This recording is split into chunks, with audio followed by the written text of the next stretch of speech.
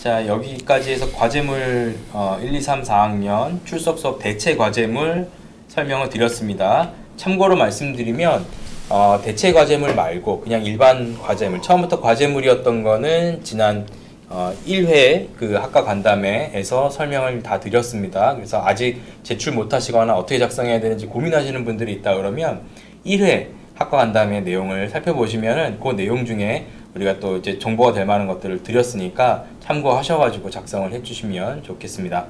자, 그리고 이제 파트 2는 과제물 표절 및 우수 과제물에 대한 설명 이렇게 들어가는데요.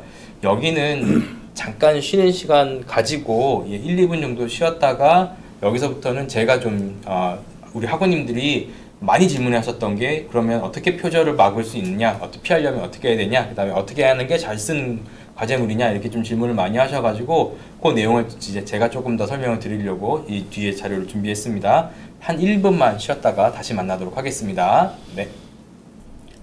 자, 잠깐 이제 쉬었고요. 두 번째 파트 진행하겠습니다. 과제물 어떻게 작성할 거냐, 표절을 어떻게 피할 거냐, 그 다음에 우수 사례를 한번 보여달라 이런 질문들이 있었고요. 거기에 이제 저희 학과에서 준비를 했습니다.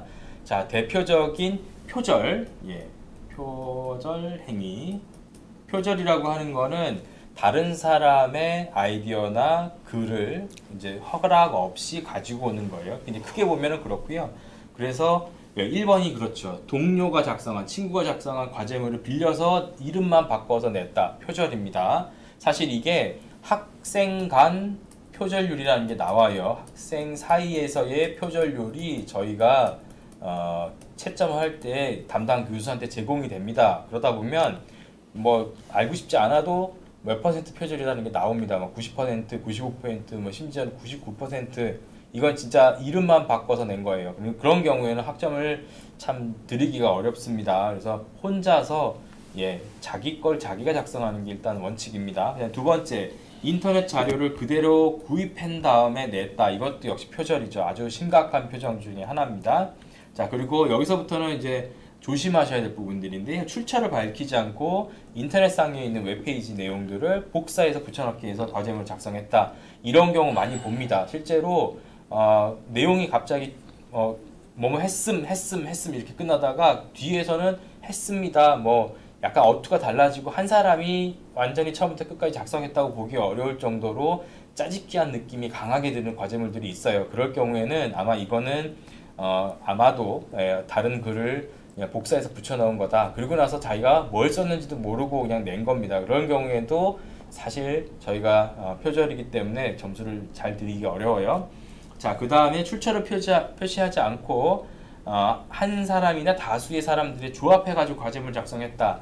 자, 요러면 안 걸릴 것 같다고 생각하실 수도 있는데요. 저희가 학생 간 표절률, 그 다음에 상업자료 표절률 이렇게 나오는데 이게 1대1로만 표시되는 게 아니라 여러 사람의 표절률을 같이 비교해서 보여줍니다, 저희한테. 그래서 짜집기 하는 것도 좋지 않은 방법이에요. 그렇게 하지 않으시면 좋겠습니다. 자, 이번 학기 과제물로 내가 지난 학기 혹은 다른 과목에서 제출한 과제물을 제출했다. 이것도 점수가 0점 처리가 돼요. 무슨 얘기냐? 과제물이 이제 과목마다 비슷하게 나오는 이제 경향들이 있는데 그런 걸 이제 악용해서 자기가 다른 과목에 냈던 과제물을 표지만 바꿔서 이렇게 내는 경우도 있는데 그것도 역시 과제물의 표절률이 뜹니다. 그래서 지난 학기 과제물 표절률 99%, 100% 이렇게 뜨니까 그것도 하지 않으시면 좋겠습니다. 몇 번 있어요. 이런 사례가 없을 것 같지만 있습니다. 그래서 저도 지난 학기 이런 분들 점수 안 드렸습니다. 자, 출처를 분명하게 적었거나 불분명하게 적었거나 필요한 부분에 인용부호를 넣지 않았다. 그러니까 이제 적절하게 표절을 피해서 우리가 인용할 수 있는 방법들이 있는데요. 그 인용 방법들을 몰라서 이렇게 실수하는 경우도 있는데 사실 이거는 몰랐다 그래서 용서받거나 점수를 후하게 달라거나 할 수가 없는 겁니다. 사실 이거는 이제 과제물 하면서 특히 이제 다른 사람의 글을 인용할 때 어떻게 하는지를 익히셔야 되는 부분들이고요. 그거에 대해서도 학교에서 안내를 해주고 있습니다. 그래서 이제 뒤에 보시면 이제 요 준비한 내용들을 같이 설명을 드릴 텐데요. 표절하지 않으면서 글쓰기, 이제 학교 원격교육연구소라고 하는 곳에서 학생들이 어떻게 하면 과제물을 표절하지 않고 잘 인용하면서 작성할 수 있을지에 대해서 정리를 해놨습니다. 그래서 우리 선생님들도 그걸 권장합니다. 그렇게 읽고 이해하고 반영해서 글을 써봐라. 자, 직접 인용하기랑 간접 인용하기가 있습니다. 직접 인용하는 방법은 이렇게 따옴표로 내용을 여기서부터 여기까지는 여기 출처에서 인용한 겁니다 라고 직접적으로 이렇게 따옴표 표시하는 게 인용 방법 첫 번째 직접 인용입니다. 자, 요 내용은 여기서 그대로 들어있다라는 뜻을 명시한 거고요. 자, 이렇게 따옴표로 안 하고 이렇게 들여쓰기 하는 식으로 해서 구분해서 요 부분은 가지고 온 겁니다. 여기에서 출처예요. 이렇게 설명하는 것도 가능합니다. 직접 인용 방법이죠. 자, 그리고 간접 인용 방법은 자기가 그 내용을 자기의 언어로 풀어서 설명을 하는 거예요. 그래서 앞에 있는 내용에서 한승원의 저작물의 요건에 대해서 이러이러한 설명이 있다라는 것으로 해석된다, 해석한다 라고 자기가 한번 소화한 다음에 그 내용의 의미를 전달하는 거, 그걸 이제 간접적으로 인용한다. 그래서 간접 인용이라고 합니다. 자, 그 밑에 있는 것도 함승원, 여기 이제 출처가 있다는 거예요. 자, 1992년도에 썼던 이제 저작물의 47페이지에서 48페이지에 있는 내용입니다 라는 뜻이고요. 거기에 있는 내용을 이렇게 자기 언어로 풀어서 설명을 한 거죠. 이것도 역시 간접 인용 방법입니다. 자, 풀어쓰기, 재진술하기의 방법도 일종의 인용 방법이에요. 자, 원래 내용에 대해서 자기의 어떤 언어로 자기가 문맥에 맞춰 가지고 조금 더 수정하는 거죠. 근데 수정하지만 원래부터의 아이디어, 그 다음에 원래부터의 용어들은 저작이 여기에 있는 거죠. 저작권, 원래 소스가 여기 있는 겁니다. 그래서 그 소스에 대해서도 설명을 한다. 예, 이렇게 해서 정리하시면 저작권을 침해하지 않으면서 이제 자신의 생각을 뒷받침할 수 있는 진술을 하게 되는 거죠. 자, 이게 표절하지 않는 방법입니다.